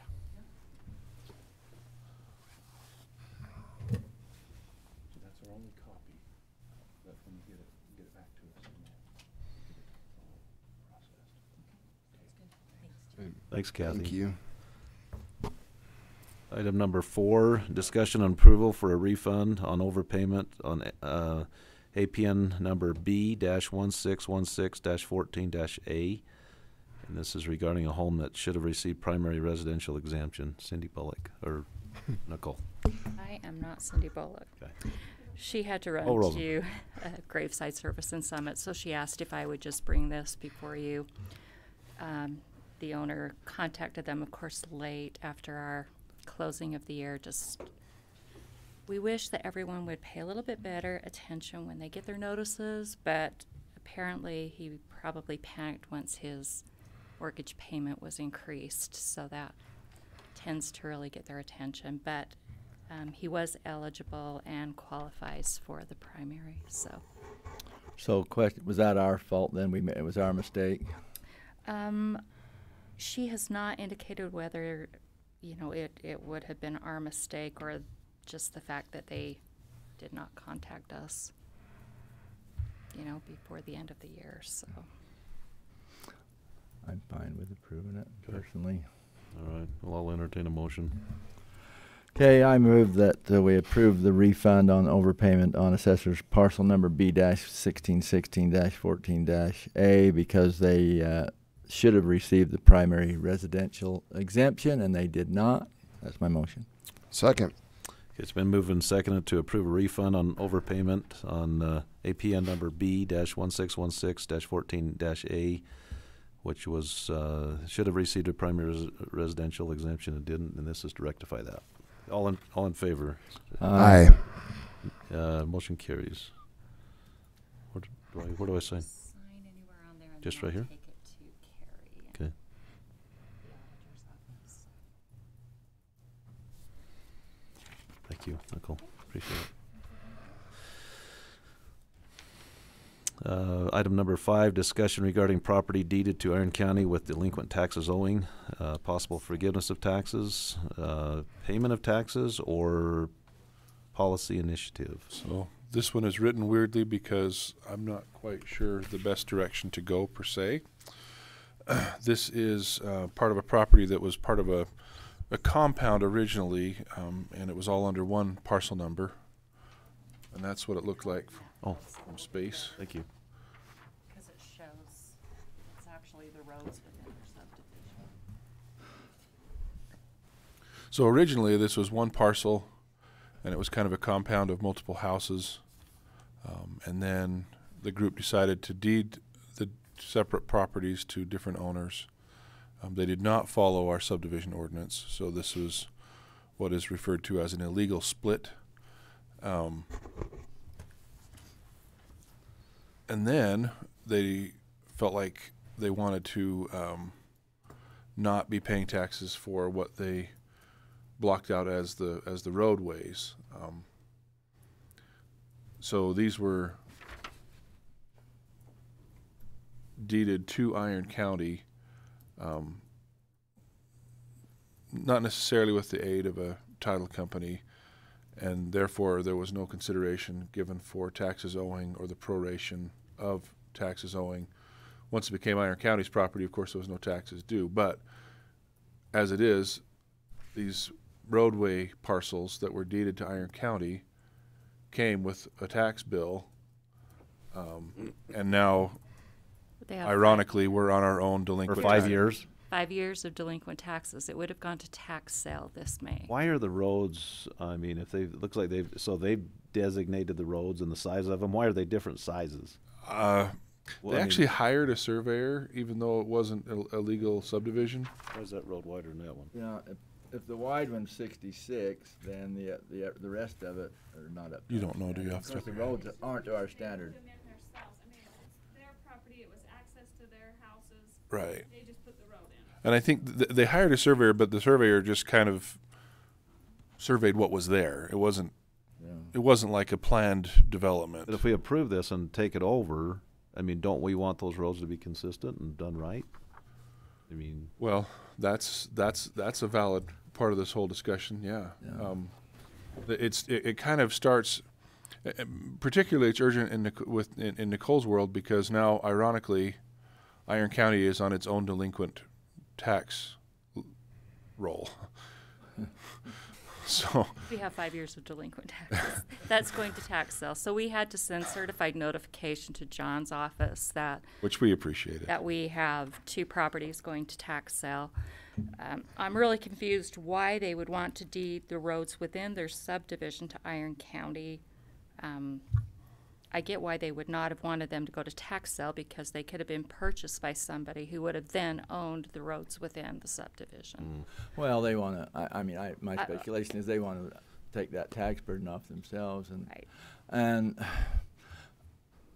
depending on if it was mid-year, my opinion is that they need to pay their taxes prorated, and they need to bring these roads to our width. They can deed them to the county without bringing them up to our standard. We will not have any maintenance responsibility whatsoever. But if they're going to deed to the county, they need to deed the full 66-foot right of way. so this one's 66, but that one's not. Well, I'm just guessing. I'm saying if that wide one is 66, then looks obviously like that the one's others isn't. 66, but that one's not. It seems like that ought to be consistent. So I don't really know the width of them. I mean, maybe that one could be 100, and the narrow ones could be 66, but they need to be at least 66. Because I can't say what they are. But So do we have the right to refuse to record a property into Iron County? That's why I'm saying. To refuse to accept it, but I have to record the document. It's a recordable document. But then we can reject it? See, that's what I don't know. That's. I know that we need our attorney here. And it's fraught for a couple of reasons. One, Well, and you know, we especially collect the if- taxes, but we only receive a portion of the taxes. And so we're kind of making a decision on behalf of other entities at this point to say, if we were to forgive ourselves of the taxes owing, Well, and can we require We would have to go to those other entities and to- get Paul and the school district. And yeah. Now, I mean, we might be setting a really bad precedence here too, because basically these Right. people have gone in. would you come up to the microphone, Carrie? Sorry. I'm going to state your name. I get complaints. Carrie Jeffries. So, I mean, these people have come in, subdivided their property, put roads in. Now they want Iron County to take the roads over. So, basically, they have made a subdivision, but have not gone through our subdivision ordinance at all. So, if we let people do that, why would anybody ever go through the subdivision ordinance? That's a good point. Yeah, Well, and I mean, we have thousands of lots in western Iron County that were done in that manner, and it's just a pain. It's just well, ironically, they were actually subdivided properly. Yeah. The roads just were never Right. improved. never right. through, yeah. So that there's this And thing these where- roads don't benefit anybody except for these few property owners. It's not like they go to anywhere else or, end up in another road. It basically is just the access for these people's homes. And normally, the only teeth that we really have is when it comes to the building permit process. And so I don't know. these guys are all kind of in a little bit of trouble if they ever need to add a carport or, and I don't know if were they all, we've got Terry Palmer here who. I'm not sure what property we're talking about. Oh. If we are at that point, they have subdivided illegal, and we come out 2 to 5, 10 years later, come to find out they want to do an addition, we find that it's not a legal lot of record, we cannot issue a permit for it. Right. Interesting. Yeah, this is the You're doing them a Pickering favor and for Range it. 13. But personally, I think we've got to have legal look at this before we. Yeah, I Right. do. I agree. I don't know if we can reject it or not. Can they come back, Terry, retroactive and say, sorry, we messed up. We need to get this. I mean, how does that work? Do you want to come up to the mic and state your name? Sorry. Thanks. We'll get everybody in here up here to the mic soon. Terry Palmer. Can they come back? To come back, they would have to go through the subdivision process to start it. But the problem we have, finding that it's the Pickering property, we are outside a Tier 2 zone for development to be. It'd have to be re-go through a process of the tier extension and a lot of stuff. We're in a Tier 4, which does not allow it to go smaller than 20 acres out there. We have talked to the Pickering client and a lot of different people at the time that's looked at property out there before, wanting to come back in and try to get illegal lots, and they can't because they don't have enough land to do even a minor lot or to do a cluster subdivision or do some other type of option with the subdivision because there's not enough land approved with it. So this is in A20 zone. This isn't an How A20. were they able to do what they did? So that was everything they've done. Everything they've done is illegal from. Everything they did was illegal, as Carrie has said. Well, and I think it's important to remember that property rights are paramount. Yes. Even if they're not congruent with our zoning practices and things. I mean, you have the right to record.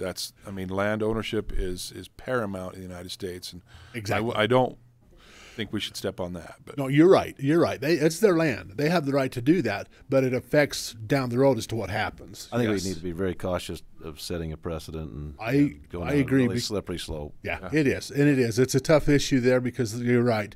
As Nicole and Carrie have both said, we're addressing roads that are for their houses only, because we do have roads around it that are county roads that they had access to get into, where they had originally 40. I can't remember total land, but 40 right in their acres that would have allowed them to go into 2 lots instead of 7 or 8 or 10. I can't remember where they're at now. Well, this is probably a question for legal, but if somebody did record a deed giving somebody property, but it wasn't accepted, I'm assuming that they could rescind that. I don't know. And that seems to me what the first step. The deed? Here, that they would need to rescind that deed because we haven't accepted it. And so. Yeah, that would. I don't know. They'd be able to do a simple rescission of that deed as the first step. But anyway, we got to get legal. Yeah, I was going to say that'd be for legal there. I'm not sure what they can do on that.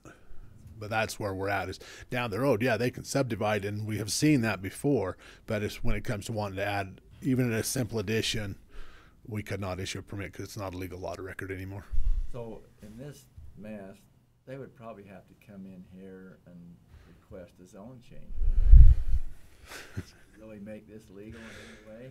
Well, there's more than just a zone change because you're outside that tier extension. Yeah. That tier 2, you're in a tier 4 zone, which does not extend out that far, and we're too far outside that proposed annexation boundary to allow for that zone change to happen, unless they had a contiguous 40 acres. But we're still looking at a zone A20 zone with that. So a tier change and a zone change. And then you're talking about the requirements for, the road widths. Yep. Oh yeah, they still then have to go through the full frontage, all that kind of stuff. The engineering requirements alone. Yeah. Exactly. So so there's a whole direction possibly of policy that could be looked at here, but there's also the underlying and more urgent part, which is. Do we go ahead? What do you do with the taxes? Yeah. Do we as the county forgive the taxes? Do we as the county pay the taxes? Especially knowing that, these guys are on the verge of losing it to tax sale. We could, there is one conceivable option, which is we could do nothing, allow it to go to tax sale, and then strike it to the county versus letting it go to auction. We've done that. We did that, for example, on the road when Collins Brothers had a roadway to the 3200 sub up above Summit. Instead of allowing that to go to tax sale and possibly becoming someone's toll road so people get to their cabins, the county said, no, we'll not allow that to go to the auction part of the tax sale, and we retained it. So you could do something like that, which would basically essentially you're not forgiving the taxes, but you're writing them off, and then we don't allow it to go to the auction part of it. We don't want it to go to tax auction because that would put another landowner subdividing, separating a lot of stuff. Yeah, no. If we took that route, I would be pretty adamant that we not, because then it's not. I mean, even though it's illegal splits, you're talking about people. We're mindlessly impeding people's access to their property. Exactly. Right. So. We're going to have to wipe off the taxes. Would you come up to the mic? Sorry. But then it's going to cost, we're going to have to advertise the property. Right. We're going to have a title search done on the property, which we will get no money for either. Well, hundreds of dollars, items. So of additional cost, let alone all of your administrative $350 fee effort. will go on both properties. That will have to be forgiven also. I mean, it's just a mess. And so that's why, they're the only ones that have any benefit of having this property.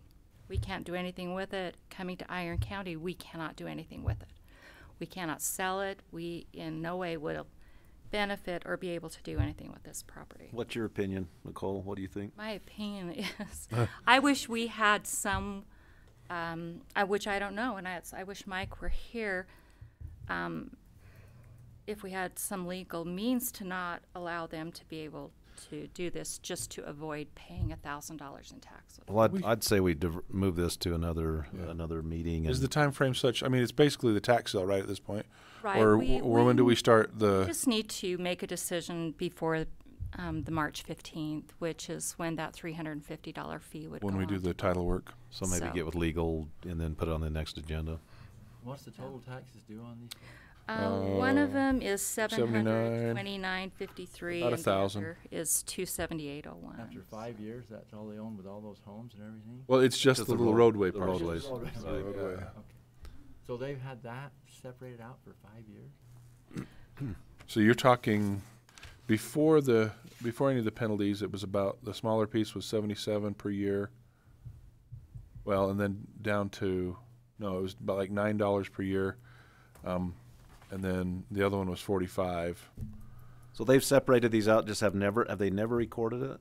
No, recorded. They have recorded it with the changes in the roads and the lots. They've recorded that. They've just been the roads have been privately owned by them, and now they've deeded them to Iron County. They used to contact us because, of course, they built all these homes on one piece before they subdivided it. They would contact us, and we would have to go over and work with the assessor's office to determine what the taxes were on each individual home so that he could collect from each of them garbage along with the taxes. It's been a real problem That's one of the for a issues. lot Is of years. just because they deed the roads to us doesn't mean we have to accept that, right? My feeling is that we should not accept and encourage them to pay the $700. Because it's totally illegal. Everything they've done. Which most, if they're deeding to Iron County, you know, we use a title company. It goes through a title company. They make sure any past due taxes are paid. Then, of course, once it's recorded, we do that prorating of taxes when it comes into the name of Iron County. But this one, I guess they just came in on their own and deeded it to the county without.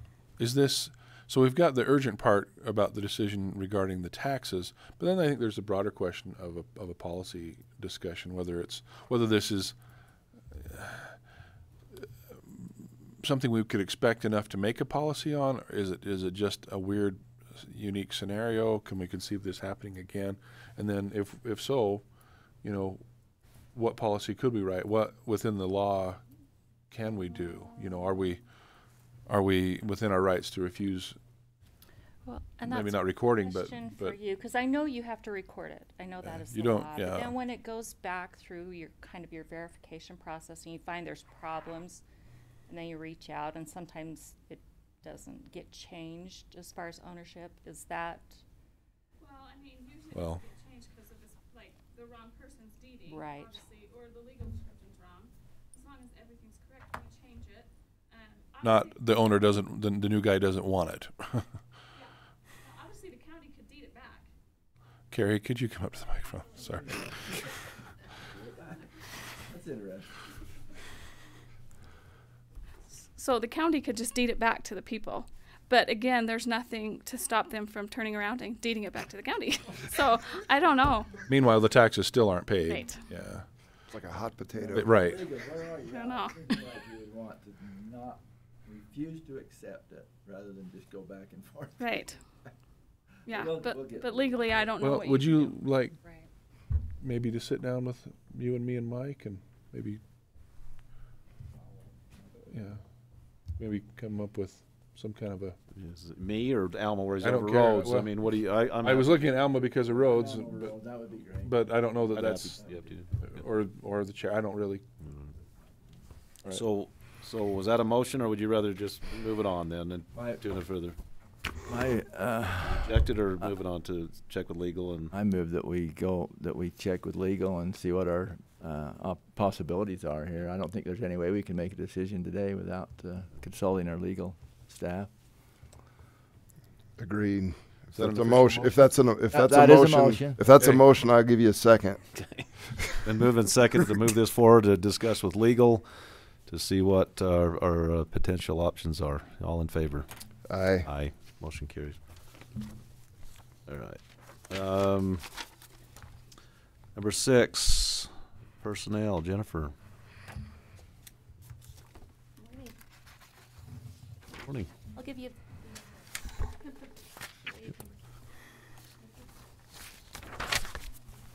All right, first on the agenda. So are these all? Those are all. Just all for me? Just Okay. for you to, yes. Oh, I'm special. I'm just confused.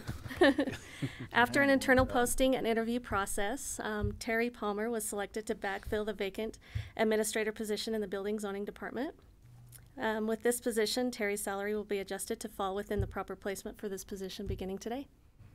And he is here today, so congratulations. Next on the agenda, and for the remaining items on the agenda after the recent competitive recruiting and interview processes for all of these positions, they're slated to be filled within the proper hourly payment. We'll start with Lindsay Riggs. She was selected to backfill the vacant data Jennifer, input. sorry, do we need to, Sorry, should we approve these as we go, or do we just want to have her go through? It's up to you. You want to do them one at a time? There's a lot of them. I mean, do we? Often, if there's one that you think you might have more discussion on, then you might isolate that one. But typically, we'll just go go as a through 'em. group. Okay. If there's, unless there That's is great. If that's a if concern or if we greater if we discussion. look if it looks like we can just, that's fine. If we can All prove at them the all same together, time. that's Okay. that's okay. So we'll start. Lindsay Riggs, Interrupt. no worries, was selected with the to backfill the vacant data input technician for Aging Council starting tomorrow. Lindsay Hawes was selected to backfill the vacant data input technician for Aging Council starting February 26th. Christy Gribble was selected to backfill the vacant court clerk position in the Justice Court starting today. Marita Almont was selected to backfill the court vacant court clerk position at the Justice Court beginning February 24th. Dalton Quilter was selected to backfill the vacant landfill technician position at the landfill department beginning 17th of February. Cade Beaumont was selected to backfill the vacant maintenance worker position in the roads department beginning today.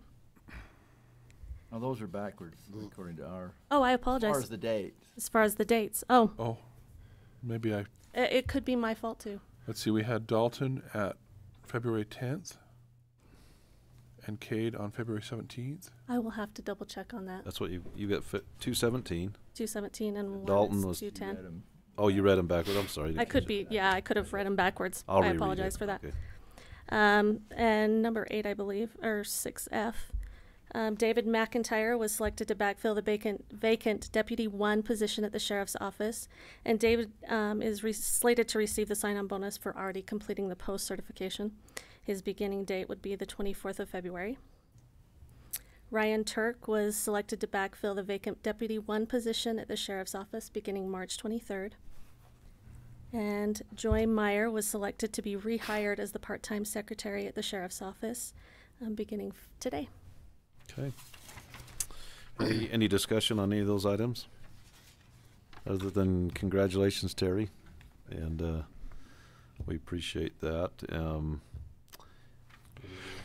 there discussion? No. If not, I'll entertain a motion for item 6, A through F. I would move for approval of personnel items number 6, A through F, as described by Jennifer Bradbury, our HR administrator. Second. It's been moved and seconded to, and I'll read through them just in case we miss something.